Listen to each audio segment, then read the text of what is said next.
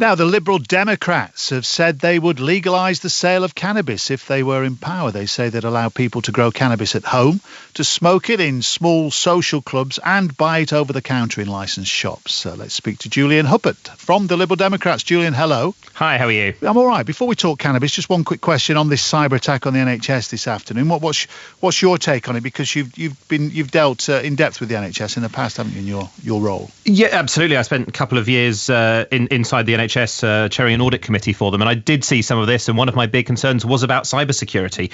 I mean, it's awful, and my heart goes out to all the people who are being directly affected by it, and I hope services can be fixed soon. But this is an awful attack and shows why it is really important to have security by design in IT systems. You design it to be protected from this in the NHS and in all sorts of companies. This is a big attack and getting the news because it's the NHS. But unfortunately, these attacks are happening to companies literally every single day. And we just need to accept that this is a real risk that we need to defend ourselves against. Julian, thank you for that. Let's get on to the reason why we brought you onto the programme in the first place. Cannabis, it's going to be legalised if there's a Liberal Democrat government. Why so? Well, for about 50 years now, we've had criminal sanctions for the possession of cannabis. It hasn't worked. People still have cannabis. Millions of people have had and are having cannabis. But what it has done is it's put the whole trade in the control of the criminals. They make a huge amount of money from it, and they don't care what effect it has on people's health. So they've been developing more and more potent strains, which are really bad for people's health, particularly mental health. So the skunks now are very, very dangerous. Spice is awful. And that is because of criminalisation. So what we would do is we would regulate the market so that the state does that rather than the criminals. So we would have less harmful materials, and rather than the money flowing to criminals, it could be used for much better purposes. A couple of questions. If people choose to have skunk these days, what's going to stop them wanting skunk in the future? Well, I don't think most people actually do want to have it. It's just that if you buy from a random dealer somewhere in a back alley, you don't have much say over what there is. If there is easy access to legal, safe material, that's what people have. Let's think about alcohol, a drug which is legal, which is actually more harmful than cannabis. You, I'm sure, can get some bootleg liquor, which is stronger than the stuff you can buy in the shops. But almost everybody just buys stuff from the shops because you know what it is. It's not going to make you blind. You get what you asked for. But they buy extra strength lager, and there are always those kind of people who don't want the basic, the economy kind of cannabis. If it was legal, they'd want the stronger stuff. So you're not going to stop the trade in skunk, are you? I think it would massively reduce the trade in skunk, in fact. And if you look around the rest of the world, because lots of places, lots of states in the US, around other countries, are going down this same route. Okay. People are actually choosing to buy high CBD, more protective, less dangerous materials. That's what they advertise it on. This idea that we can grow cannabis at home legally if there was a Liberal Democrat government. At the moment, if you supply or produce cannabis, you can have a maximum of 14 years in jail. So what's to stop me or my neighbour becoming a pusher and opening a cannabis farm in the ground floor of my house? So firstly, we'd allow you to have 4 plants, so you wouldn't get much business out of it. It could only be for your own use. Secondly, there's not much point you becoming a pusher like that when there is a legal alternative. Again, is the same way that people don't actually buy bootleg liquor particularly. They did in the US under Prohibition. They don't now. So I don't think you're likely to want to do that. And in fact, again, in other places where this has been done, home grow actually reduced because most people couldn't be bothered to grow it for themselves when they could just go and buy it. Presumably, and I don't want this to sound as facetious as it probably does in my head, but if we're allowed 4 plants each, where are you going to find your plant pot police? Who's going to pop round everybody's house to make sure they've only got 4 plants? So I don't think you'd have people going to count, oh, that's 4, oh, that one's 5. But it would mean if somebody was growing a huge amount, you could check. But the real point of this, as well as protecting people, as well as making sure that it's not the criminals who profit, is it would free up so much police time that the police wouldn't be expected to nick somebody who has a spliff. Instead, they could focus their efforts on all sorts of other things, on domestic violence, on sexual assault.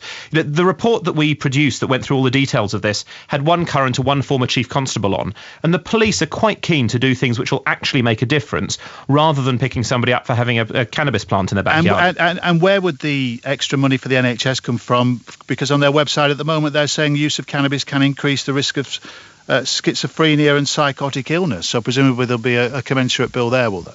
Actually, I'd expect it to get cheaper because, again, it's the skunks and the spice that cause those problems. And so by getting those out of the market, we would expect that bill to reduce. But in any case, the Treasury estimate that having a regulated and taxed market like this would generate about £1 billion a year. So we could use that for education on drugs and for treatment, and almost certainly still have some left by the time you're not locking people up, you're not wasting police time. So this is good for the NHS and good for the police and good for the customers. So presumably, but just final question, Julian, if 60% of the population were on cannabis this time in 5 years, you wouldn't be worried about that at all? I'd be absolutely shocked because I don't think that's what constrains people about cannabis. Most people know they could get some if they actually wanted to. There'll be somebody who lives near you who has some. It's not availability that's the constraint. We got the government to do a big study around the world. The law makes no difference to how many people actually consume these drugs. But you could have people growing this stuff in their window boxes, assuming it's the equivalent of 4 plant pots. You could have people who brew their own beer, but the vast majority of people don't brew their own beer at home. I don't think that's likely to happen. And around the world where this has been done, we haven't seen an increase in people actually consuming cannabis. That's not what people want. It doesn't make a big difference. It just means it would be safer. They'd know what they were getting. It wouldn't be the harmful versions of it. And it would be, rather than criminals running it, it would be the state being able to check that it was safe. And we've talked about regulating the amount at home. How would you regulate people's intake? If you can buy it through a shop, presumably you can have as much as your body can take. Well, we don't regulate how much people have of tobacco or alcohol, and those are much more dangerous things. Alcohol in particular causes huge harms, deaths, violence. If you asked a police officer whether they'd rather come across 4 stoned men at the end of a night or 4 drunk men, they'll all tell you they'd rather find the stoners. That's an argument for stricter controls on alcohol, not to release another drug on the population. But you're arguing as though people weren't having cannabis. Millions of people in the UK have had cannabis. They continue to have cannabis regardless of what the laws are. There is no evidence to suggest anywhere in the world that changing the laws means that more people will have it. But millions of people drive too quickly as well. You don't expect to extend, to perhaps extend the speed limits on roads, do you? If people are breaking the law in numbers, it doesn't mean that you have to remove that law. So I think the thing about people speeding on roads is that the worry is that somebody will lose control and kill somebody else, run over a child from the side of the road. Somebody who's having a spliff is really unlikely to cause harm to anyone else. Unless they have a psychotic episode, which is not unknown. Which would be much, much rarer under a regulated and controlled system compared to the criminal-driven one that we have at the moment. It's an interesting theory, Julian, and thank you for discussing it. Thank you. It works around the rest of the world. There we are, Julian Huppert from the Liberal Democrats. I'm sure you've got a thought on that. 85058 at BBC 5 Live, just gone 5:30.